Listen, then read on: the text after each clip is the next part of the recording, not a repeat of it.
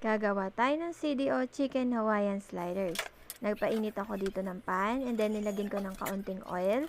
And then, habang iniinit natin yung pan, open natin yung isang pack ng CDO Chicken Hawaiian Ham. Then, lagyan natin yung ham, lutuin natin, hintayin natin siya mag-caramelize. And, i-flip lang din natin. So, para pantay yung pagkaluto. And then, cover natin kasi nga yung caramelize na is tumatalansik na. And then, yan. Flip lang din natin siya ulit para maluto. And then, once nakikita natin na siya nag-golden brown, okay na yan. Hanguin na natin. Then, next natin yung natitira pa mga ham. Lutuin natin siya. Same as procedure do sa ginawa natin kanina.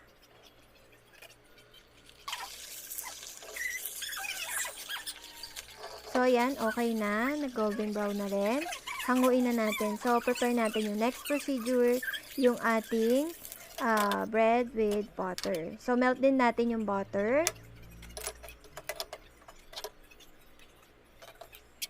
Once na na-melt na yung butter, lagay natin sa chop na parsley.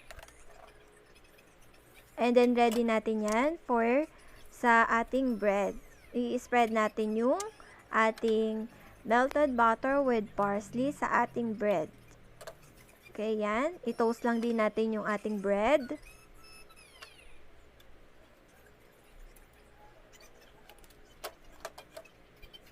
Once na okay na, i-flip natin. Then, lagyan na natin yung top ng bread, ng butter.